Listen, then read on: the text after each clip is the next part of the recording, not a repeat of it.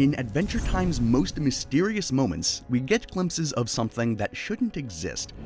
Prismo, the all-powerful Wishmaster, being afraid of his boss. My boss, let me repeat that. My boss will hold me responsible. And it's not just once either. In Prismo the Wishmaster, he's sweating bullets about an unauthorized universe. My boss is gonna drop the hammer. In the Fiona and Cake finale, we actually see this boss intervene directly with just a single phone call that reshuffles the entire cosmic order. We're talking about the entity who supervises someone that can grant any wish and reshape reality itself and create new universes. Someone so powerful that even a cosmic Wishmaster lives in fear of disappointing them. But what's been driving everyone crazy for years is that we see Prismo's terror, we see the boss's influence, but we never get a name or a face. It's just kind of a hint. What kind of being could possibly command that level of authority over someone like Prismo? Well, after diving deep into every hidden clue, background detail, and mythological reference Adventure Time has ever dropped, we think we've finally solved it. Alright, let's start with what we actually know.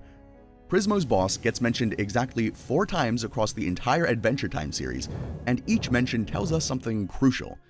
We already covered Crossover and Prismo the Wishmaster, establishing its power over Prismo, but there is the episode Jerry where it gets interesting.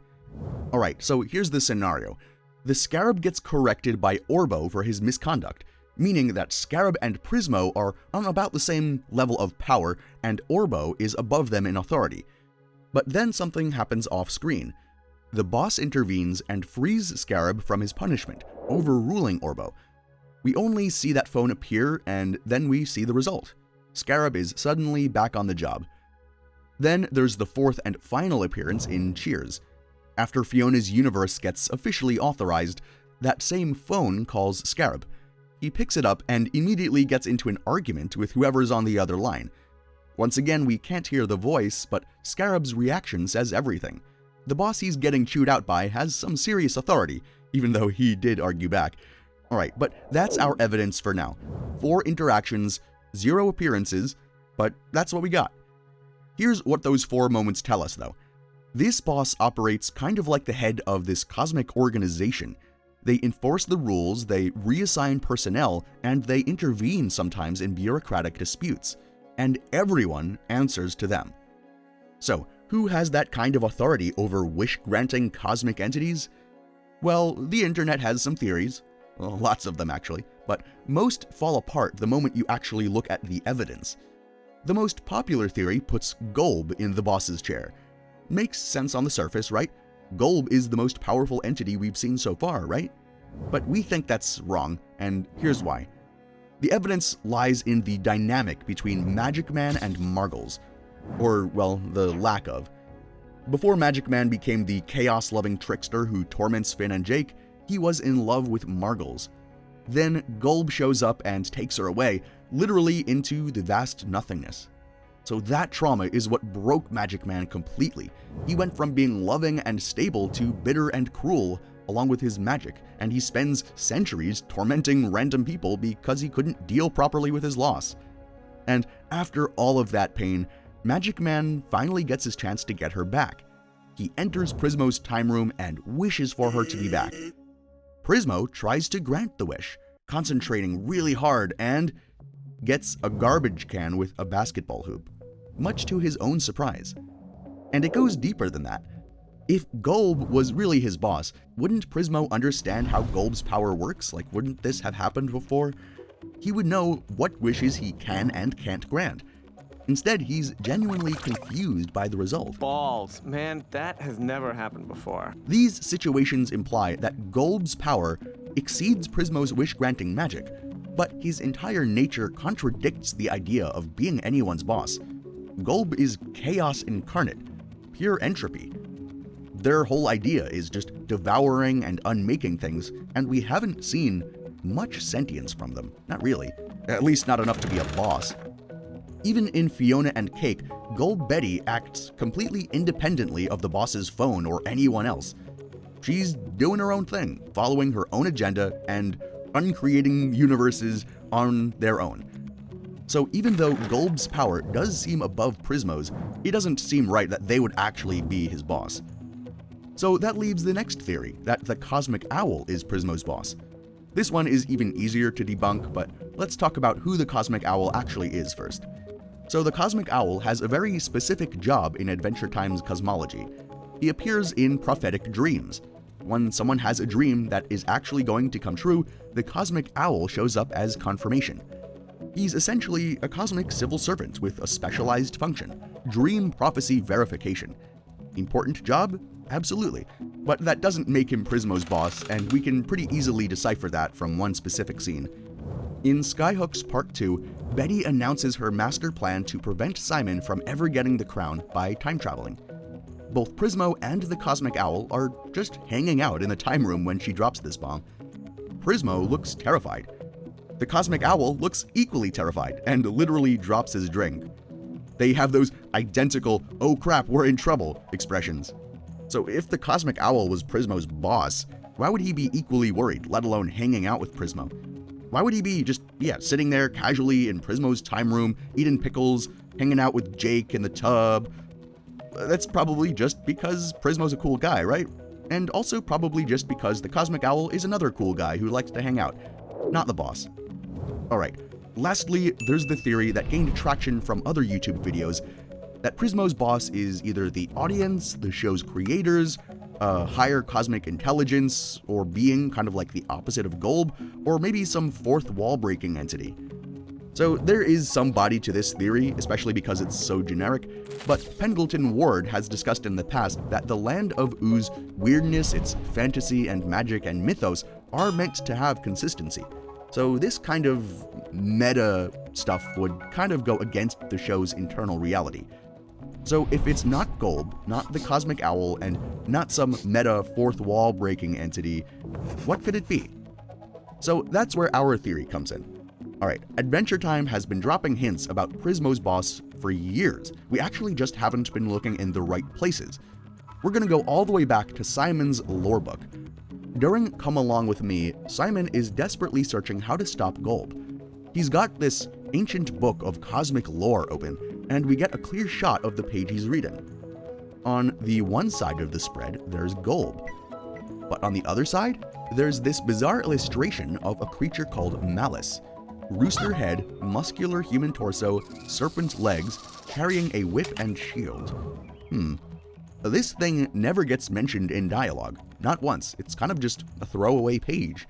But the animators made sure to put it right there, opposite GOLB, the most powerful creature we've seen so far, in the most important lore book of the entire series finale. So that's not an accident. When Adventure Time wants you to notice some hidden lore, they don't just hide it in the background details that are impossible to see. They put it front and center, where you just have to look a little bit to the left. And the stakes are highest here, so we think it's really important. Now, there is only one known deity that also has the same appearance, which we'll get to in just a second. Before that, there is another part where it gets really interesting. Alright, remember the episode Bespoken For? There's this throwaway moment where we see the ancient sleeping Magi of Life-Giving's desk, and for just a second, you can spot a note by the phone that reads, Abraxas, Monday at 8 p.m. Abraxas. As in Abraxas, the Gnostic deity who represents the perfect balance of all opposing forces, light and dark, order and chaos, divine and demonic, all contained within one supreme entity. Why would Adventure Time slip in a reference to a mythological figure known for transcending duality? And even more concerning, why would anyone be able to give it a call? That's exactly where the connection lies. Let's go back to that phone call from the Fiona and Cake finale. Scarab picks up the phone, and here's what no one talks about. That phone has an angel wing on one side and a demon wing on the other, not two of the same one. This is the perfect visual symbolism for an entity that encompasses both divine and infernal aspects. Adventure Time is telling us exactly what kind of being is on the other end of that call. Someone who doesn't choose sides between good and evil, because they are the balance between good and evil. This really links both of them together. On the other end of the phone call could very well be Malice, or Abraxas, from Simon's book. Adventure Time has its own version of Abraxas, which is the ultimate balance entity on that note. They have different names though. But this wraps up the cosmic bureaucracy after a major reality-shaking event, so we think it could either be the same god or the same creature, or different ones, and one of them is the related one. So what exactly is Abraxas? And why does it matter for Adventure Time? Abraxas is typically depicted as a chimeric creature, part human, part animal, carrying symbols of both creation and destruction. Sound familiar? That's exactly what we see in Malice in Simon's book. On top of that, he's also regarded as the god above gods. So why does this theory work? Well, think about what Prismo's actual job is, right? He grants wishes that can reshape reality itself. He can create universes, or destroy all of it.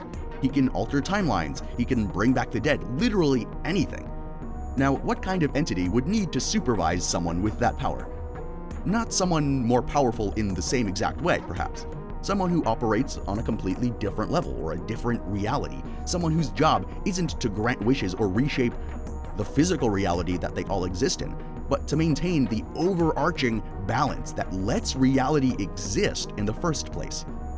That balance is kept by Abraxas, evident from how he behaves and operates behind the scenes. When Prismo creates an unauthorized universe, the boss doesn't immediately destroy it. They don't seem to do anything themselves. They just let the situation play out, and they only intervene when necessary, and they ultimately allow the universe to be legitimized. When the Scarab screws up his assignment, the boss just reassigns him to work under Prismo's supervision.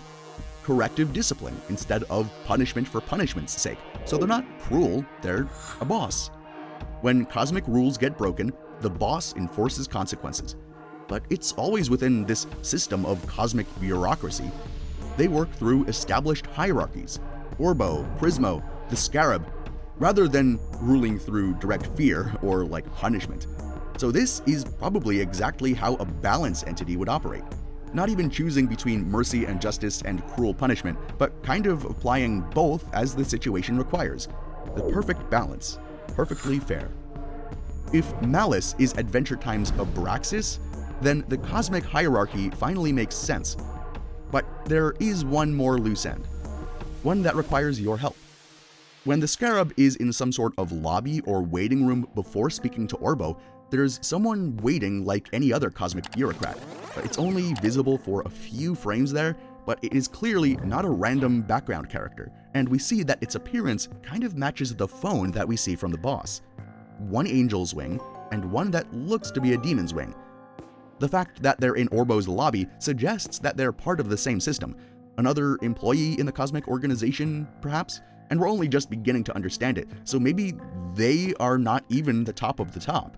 So if Malice oversees the cosmic hierarchy using a phone that resembles this creature's appearance, then who is this additional entity?